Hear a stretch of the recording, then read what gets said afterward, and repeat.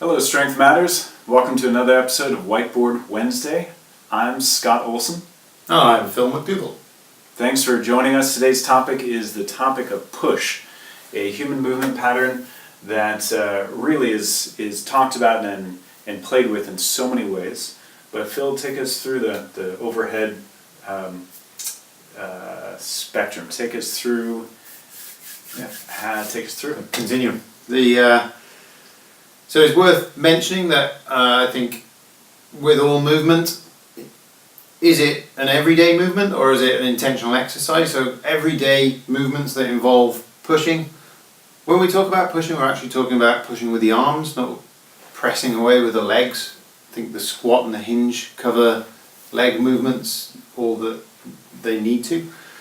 So daily movements that involve pressing with the arms, getting up out of a chair, getting up out of bed, putting something into a high cupboard, luggage into a locker, getting up off the floor, pushing open a heavy door. But then if we were to ask an average personal trainer who's quite newly qualified, maybe to mention some intentional pushing exercises, then they'd probably come up with these four: a push-up, overhead pressing, whether it be military press, push press, tricep extensions, or bench press. So the idea of this quick Whiteboard Wednesdays is to just give you a different way of thinking about it.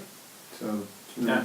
And before we even talk about the other human movement patterns that can be involved in push, and usually are, we in our episode on pull, we already talked about grip strength.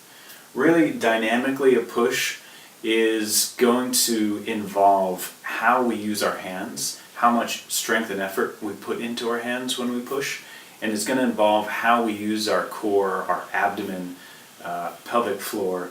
So the more engaged we are in this internal structure, the more power we can commit to any pushing pattern or pushing exercise. But when we think of how this relates to these other movement patterns, the pattern of locomotion is really on a daily level where it's going to show up the most, but even on an exercise level can create a lot of fun opportunities. So if we are dynamically pushing in movement, pushing in a split stance, pushing as we engage through, this is really, even with my hands, this is really the world of combat, wrestling, boxing, playing with other people, roughhousing. It can be entirely safe, but really when we think of how higher level athletes use push, it's usually in sports. It's throwing that basketball. It's in the Olympic games where we have all these throws and shot puts and hammers and javelins. So these are the expressions of human capability in the push continuum. So that's all involved in locomotion.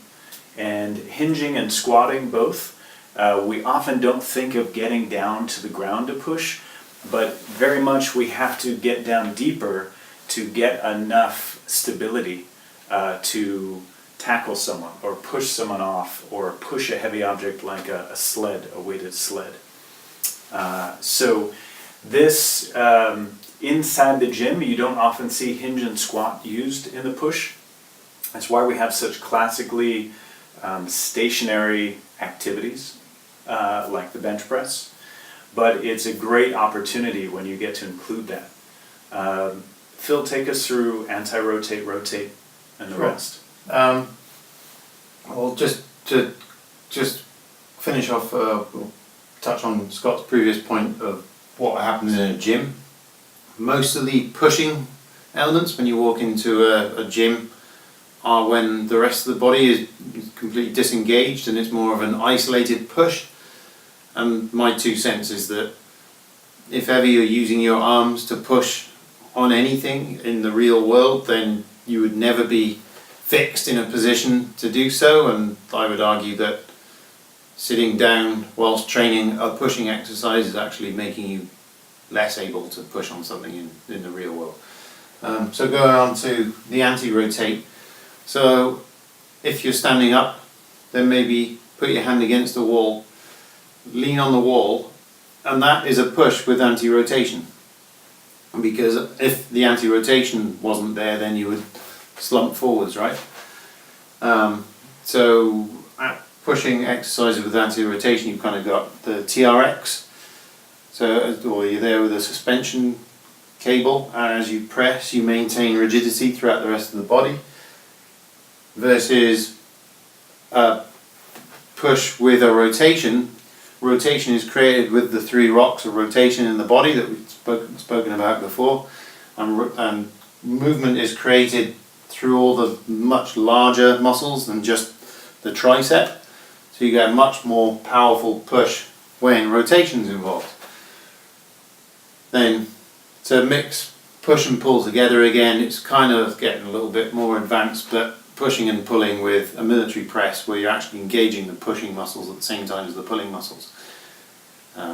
Bent press, military press, one-arm, one-leg push-up, which is also anti-rotation. So to finish off, the only point that we really want you to take away from this is just consider what the rest of the body is doing during the pushing movement. In the blog, the associated blog that will be out at the same time as this video, then within each of the movement patterns you'll have a continuum of where you can fit pushes, so that everybody of any ability or level can fit again somewhere on the push continuum. Anything else? Well, just play with these different principles, and as you start to notice how that affects your body, how that affects your engagement, go back to some of your go-to stationary pushes. Back to your push-up, back to your presses, whether you're on a bench or not, and see if you can apply more of that body engagement that maybe you learned through locomotion or through anti-rotate. There's a lot of opportunity there. So thanks for watching us today, and we'll see you next time.